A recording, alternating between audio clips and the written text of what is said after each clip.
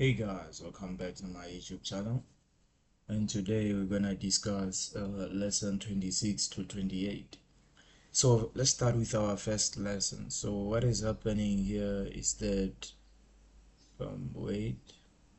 lesson 26, go to our app, go to our main.js. So what is happening is that in this lesson I learned about modifying my application root structure to make room for an extensive API. First, I recognized my roots into individual modules. Next, I added a way to respond with JSON data from my controller action. Last, I added client-side JavaScript to make asynchronous requests to my server from within a view. The client side is just the web browser. Now let's go to my quick check questions. So my first question was, why do I add app use /router in my main.js? The main reason is that when the router is defined in main.js, I need to tell the express.js application to use it as a middleware. So this allows the application to handle requests that match the routes defined in the router. Then number 2, quick checks 26.2. What method do I use on the response to send data as JSON back to the client? The method that I use in express.js, I can use res.json followed by the parameters I'd like to send in the JSON format. Then question 3 was, what do you expect will happen if there are no courses in the database? When I make an AJAX request, what I think will happen is that if there are no courses in the database, the express.js application will likely return an empty array or a message indicating that no courses were found. Now let's go and check this chapter 26 out.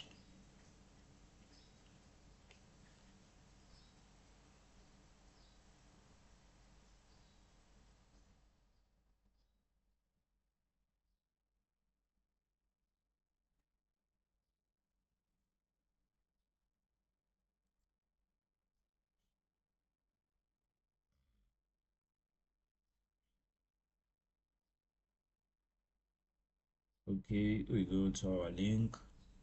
So this is how it is. Basically, we go to our latest courses. We added our courses here. The main thing was here. So the main thing was to create our own flash messages, right? Can't remember where did I put them. I create flash messages somewhere. Or is it?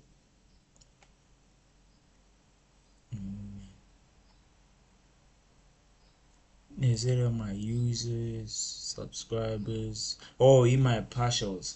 So I went to my layout.ejs, look for the information of in my body, take the information that matches with the nav bar, and take the information that matches with the flash message and put them in partials. So I have my first one, which is my flash message that will appear. So these are my classes, my flash messages, and my closed classes. So these are my flash errors, which is the partials, and the nav bar. So these are my classes as well. I have the nav bar for courses, contact, the login status, the logout, and the user's login. So this is where the main things are happening, guys. So when I do here, I get this. Now let's go and test it out and say courses new. Now as you can see, I can create a course and say letter and create it. I'm getting a Mongo error because I didn't open my Mongo. It will not give me the right things. Let's open my Mongo and check what's happening.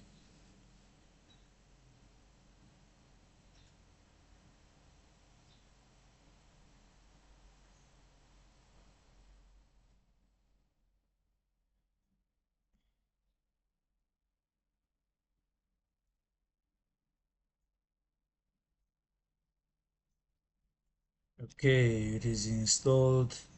Let's connect. Successfully connected. Recipe, I have all of these users, all of that. Now let's say it's still giving me Mongo error. Okay, let's try another thing. Let's refresh this thing. Let's go to KFC, like maybe with Coke. Still, I think there was a problem. But anyways, this is the way this thing is. As you can see, the my courses display here, so they do save. It's just that I don't know what is happening in the MongoDB, but they do save. I can edit them, I can delete them. So yeah, thank you guys, and let's go to our lesson 27.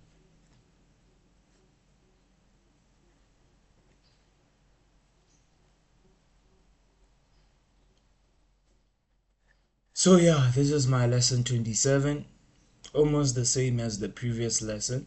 So let's get in the quick check. So they asked me, why do I create a new folder for API controllers? API controllers, they answer having a separate folder. For API controllers and actions, it makes it easier to split the application into two. And one part of the application serves data with a visual aspect, and the other serves data to sources looking for the raw data. Then we go to quick check 27.2. Why do I need to call add join button listen function after the model contexts are created? The answer is add join button listener sets an event listener for a specific class within the model contents. So to set the listener, I must first create the content in model.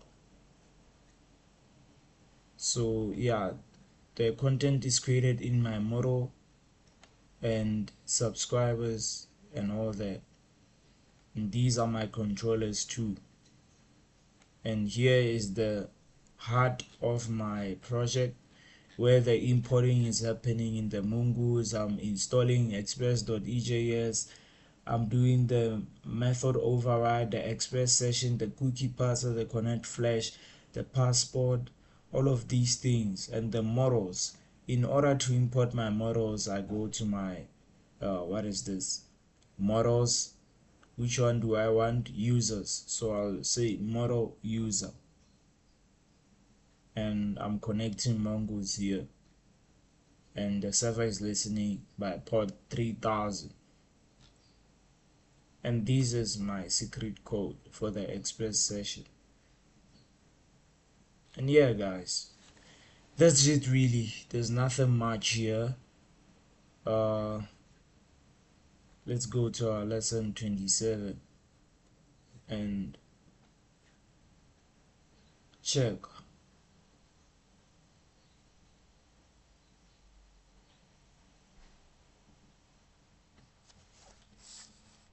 So we're gonna say npm start nodeman.js.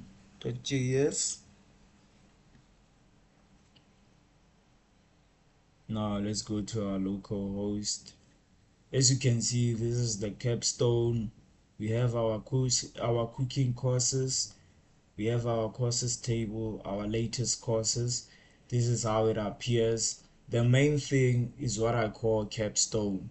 So a capstone, let's see what is happening in there. Each and every lesson end with a capstone, the main thing. So we are adding an API security. So in this lesson, I apply a few security strategies to my API routes. Without a browser to store cookies, some external applications may find it difficult to use my API without a way to verify the user's identity. First, I implement some basic security by providing an API token that must be appended to each request. Then I improve that strategy by generating a unique API key for each user upon account creation. Last, I explore the JSON web tokens. a system of hashing user data and exchanging tokens to authenticate user account without a browser. So yeah, I implemented simple security, and this is what I did in my users.controller.js. Let's go to my controllers. This is what I did, guys. I created a variable and I'm inquiring it to models.user passport, requiring to passport get user params, and here I'm just making the function shorter and I'm exporting it. Request, render, next, and index view. This is where the things is happening. This is the update button, the delete button, and the login button. Here is the authenticate. So the passport authentication is local. If it's failure to redirect users from the login, it failure flashes failed to login, success redirect, success flash. So now I'm gonna put in the wrong user and it will come up with a flash message saying failed to login. Why? Because my thing is incorrect. Now let's go here and test it out. Now I'm gonna say I'm gonna put in something. Let's put in Kevin. It's logged in as Kevin. Now log out, bro. Okay, let's put in uni login. You see, it will say failed to login. Why?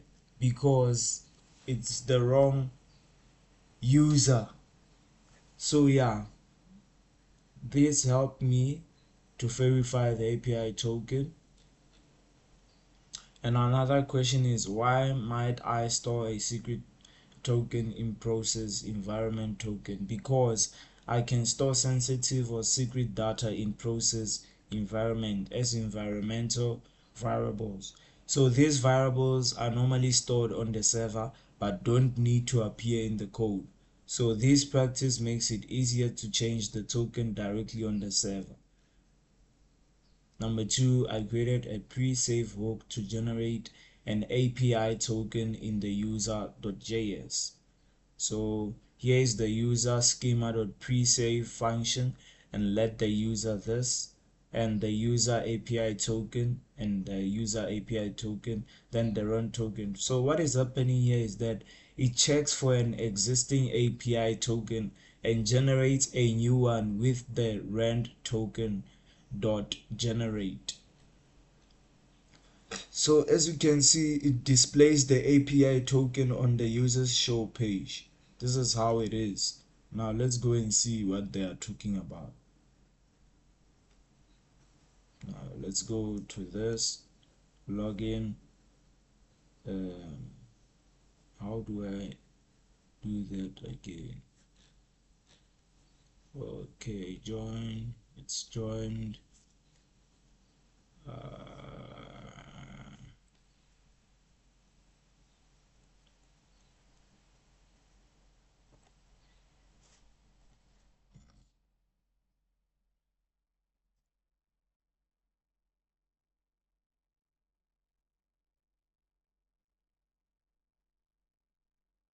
Okay, now let me log out. I have been logged out, right? Now you see that thing. What is the thing they're talking about?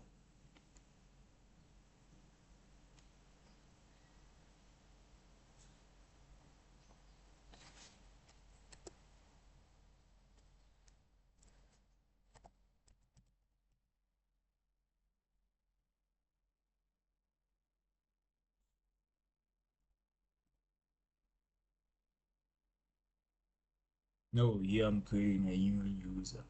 But this is the way the API is. So I can edit the user and view all users. So let me show you this page. Let's go to users.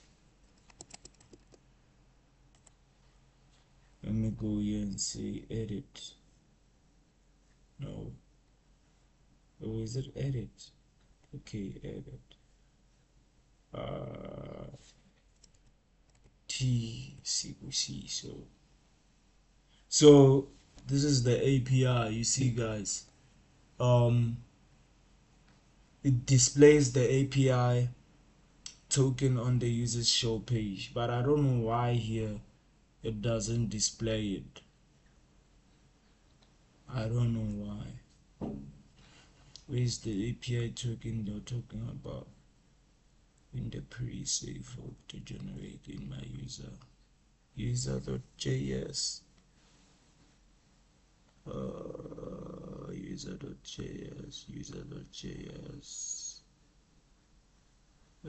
user.js.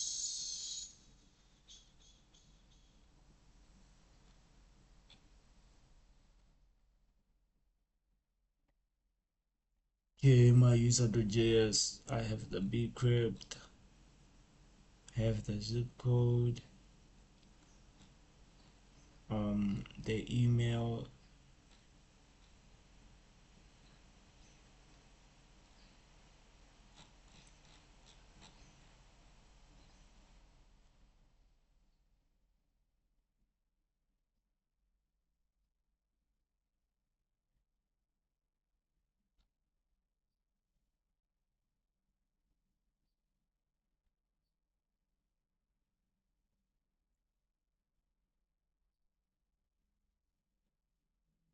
Okay, mine is different from this, and the book is outdated. So yeah, guys, I thank you for viewing my YouTube channel, and let's go to my quick checks.